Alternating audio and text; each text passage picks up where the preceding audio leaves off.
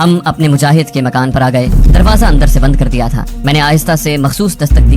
دوسری بار دستک دینے پر اوپر والے کمرے کی کھڑکی کھلی اور اپنے مجاہد نے نیچے جھانک کر پوچھا کون ہے. حالانکہ وہ میری دستک دینے کے انداز سے سمجھ گیا تھا کہ کوئی حریت پرست مجاہد ہی ہو سکتا ہے. میں نے اوپر منہ کر کے کہا مہاراج پٹیالے سے آپ کے تایا جی آئے ہیں. یہ میں نے اس لیے بلند آواز میں کہا تھا کہ اگر آس پاس کے گھروں میں کوئی سن رہا ہو تو اسے شک نہ پڑ جائے کہ آدھی رات کو کون ملنے آیا ہے. مجاہد نے نیچے آ کر دروازہ کھولا اور ہمیں اندر لے گیا. کمانڈو منصور احمد بٹ سے اور مجھ سے وہ بغلگیر ہو کر ملا اور پہلا سوال اس نے پوچھا تمہارے پیچھے کوئی CID والا تو نہیں لگا ہوا تھا. میں نے کہا مجھے یقین ہے کہ ایسی کوئی بات نہیں. مجاہد کہنے لگا ٹھیک ہے اس وقت تم لوگ آرام کرو کل صبح بات ہوگی. بیٹھک میں زمین پر دری بچھی ہوئی تھی. مجاہد اوپر سے 2 لحاف لایا. ہم وہیں لحاف اوڑھ کر سو گئے. اگلے روز دن چڑھے اٹھے. مجاہد کہنے لگا میں کام پر جا رہا ہوں. تم لوگوں کا ناشتہ کچن میں تیار کر کے رکھ دیا ہے. جب تک میں نہ آؤں مکان سے باہر مت جانا. وہ چلا گیا. ہم نے کچن میں جا کر چولہے کے پاس ناشتہ کیا اور واپس بیٹھک میں آ کر لحاف گھٹنوں تک اوڑھ کر دری پر بیٹھ گئے. کمانڈو منصور احمد بٹ کہنے لگا سب سے پہلے ہمیں یہ معلوم کرنا ہوگا کہ کمانڈر شیروان اگر امرتسر جیل میں ہے تو کون سی پھانسی کی کوشری میں بند ہے, کیونکہ امرتسر جیل کافی بڑی ہے اور اس کی کئی چکیاں ہوں گی.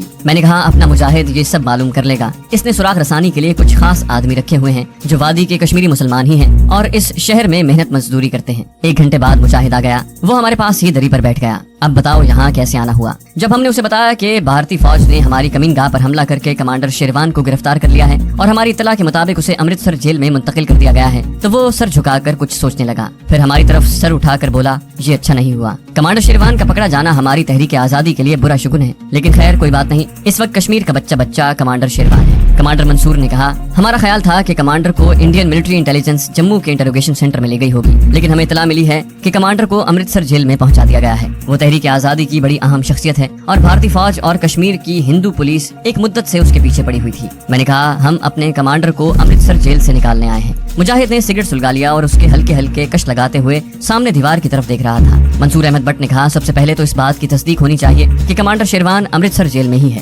اس کے بعد پھر یہ معلوم ہونا چاہیے کہ اسے جس پھانسی کی کوٹری میں بند کیا گیا ہے اس کا رخ جیل کی کس جانب ہے اور وہاں سے جیل کی بڑی دیوار کتنی دور ہے. اپنے مجاہد نے ہماری طرف متوجہ ہو کر کہا اتنی لمبی تمہید باندھنے کی ضرورت نہیں, یہ ساری معلومات کل تک حاصل ہو جائیں گی. وہ سارا دن ہم نے مجاہد کے کمرے کے اندر ہی گزار دیا. رات کو باری باری نکل کر کھیتوں میں تھوڑی تھوڑی دیر کے لیے ٹہلنے گئے اور پھر واپس مکان میں آ گئے. رات کو اپنا مجاہد دکان بند کر کے آیا تو اس نے سب سے پہلا انکشاف یہ کیا کہ کمانڈر شیروان امرتسر جیل میں نہیں ہے. ہم اس کا منہ تکنے لگے تو پھر فوج اسے کون سے شہر میں لے گئی ہے. کمانڈو منصور احمد بٹ کے اس سوال پر مجاہد نے ہمارے پاس اطمینان سے بیٹھتے ہوئے کہا کمانڈر اسی شہر میں ہے مگر امرتسر جیل میں نہیں ہے. اسے امرتسر چھاونی کے قلعے میں رکھا گیا ہے. مجھے جو اطلاع ملی ہے اس کے مطابق کمانڈر شیروان پر شدید تشدد کیا جا رہا ہے. ایک لمحے کے لیے وہاں خاموشی چھا گئی. میں نے کہا اس کا مطلب ہوا کہ کمانڈر بھارتی انٹیلیجنس کی تحویل میں ہے. مجاہد نے نفی میں سر ہلاتے ہوئے کہا نہیں, وہ پنجاب کی خفیہ پولیس کی حراست میں ہے اور پنجاب پولیس ہی اس سے پوچھ گچھ کر رہی ہے, مگر امرتسر چھاونی کے قلعے میں تو فوج مقیم ہے. کمانڈر منصور احمد بٹ کی اس بات کے جواب میں مجاہد نے کہا کسی زمانے میں یہاں قلعے میں رہا کرتی تھی,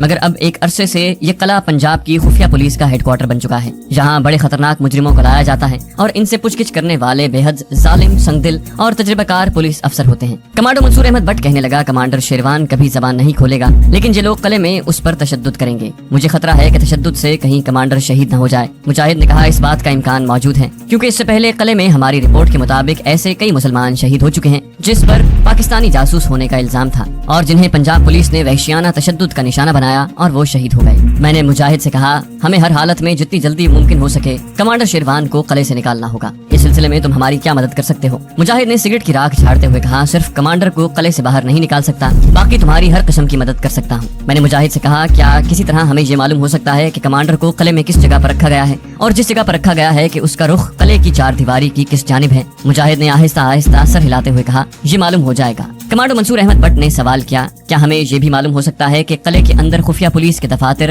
شام کو کس وقت بند ہو جاتے ہیں اور بند ہو جانے کے بعد وہاں کہاں کہاں پہرا ہوتا ہے اور دفتروں کی صفائی کرنے والے خاکروب کس وقت قلعے میں داخل ہوتے ہیں, کتنی دیر تک قلعے کے اندر جھاڑو دیتے ہیں؟ مجاہد اسی طرح بے نیازی سے سگریٹ پیتے ہوئے آہستہ آہستہ سر ہلا رہا تھا. اس کا چہرہ ہر قسم کے جذبات سے عاری معلوم ہو رہا تھا. کہنے لگا یہ سب معلومات آپ کو مل جائیں گی مگر وقت لگے گا, زیادہ وقت نہیں لگنا چاہیے. میں نے کہا. مجاہد بولا صرف آج اور کل کا دن دے دو, کل رات کو مجھے جس قدر معلومات مل سکیں گی تمہیں آ کر بتا دوں گا. وہ دن اور اس سے اگلا دن ہم نے اپنے مجاہد کے مکان کے اندر بڑی بے چینی سے گزارا. دوسرے روز رات کو مجاہد دکان بند کرنے کے بعد سیدھا گھر پر آ گیا. ہم بے تابی سے اس کا انتظار کر رہے تھے. मुजाहिद हमें ऊपर वाली मंजिल की बैठक में ले गया। वहाँ हमारे सामने जमीन पर बिछी हुई जाजिम पर बैठ गए और कहने लगा, कमांडर शेरवान को किले के अंदर जमीन दोस्त तय खाने में रखा गया है। इसका रुख किले की मशरकी जानिब है, यानी जिस तरफ रेलवे का रीगू ब्रिज है। तय खाने से बाहर किले की पुरानी सीढ़ियां हैं जो ऊपर किले की छत को जाती हैं। किले के उस रुख सबसे बड़ी निशानी ये है कि किले के उस रुख पर किले की छत पर एक मोर्चा सा बना हुआ है। ये सीमेंट का मोर्चा है और इसमें 3-4 चौड़े सुराख हैं। जब फौज किले में रहती थी तो यहाँ मशीन गन पोस्ट हुआ करती थी, मगर अब ये मोर्चा खाली पड़ा है। मैंने मुजाहिद से पूछा,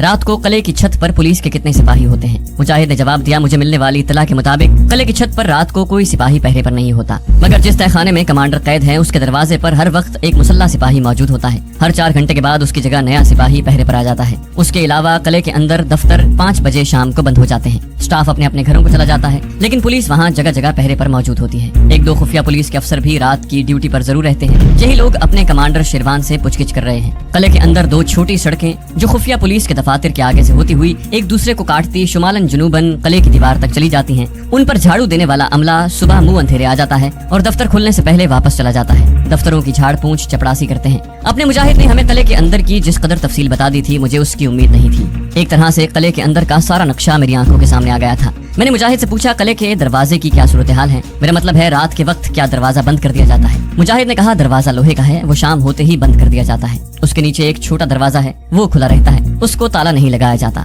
दरवाजे के अंदर बाहर दोनों जानिब मुसल्लह पुलिस के 2-2 सिपाही गार्ड ड्यूटी पर हर वक्त मौजूद रहते हैं। इनकी ड्यूटियां भी 4-4 घंटे के बाद बदल जाती हैं और पहले सिपाहियों की जगह दूसरे सिपाही आ जाते हैं। दिन के वक्त भी बगैर शनाख्ती कार्ड दिखाए कोई दफ्तर का आदमी भी किले के अंदर दाखिल नहीं हो सकता। अपने मुजाहिद ने अपना काम कर दिखाया था, अब हमारा काम शुरू होना था। मैं और कमांडो मंसूर अहमद भट्ट अपने मुजाहिद की फराहम की हुई मालूमात की रोशनी में कमांडर शेरवान तक किले के अंदर पहुंचे और वहां से उसे बाहर निकालने की मंसूबाबंदी पर काफी देर तक गौर व फिक्र करते रहे। हमारे पास 2 ऑटोमेटिक पिस्तौल थे, हमें उस पर लगाने के लिए साइलेंसरों की अशद जरूरत थी। किले के अंदर पहुंच जाने की सूरत में अगर कोई इमरजेंसी पैदा हो जाती तो हम ऐसा फायर नहीं कर सकते थे जिसका धमाका पैदा हो।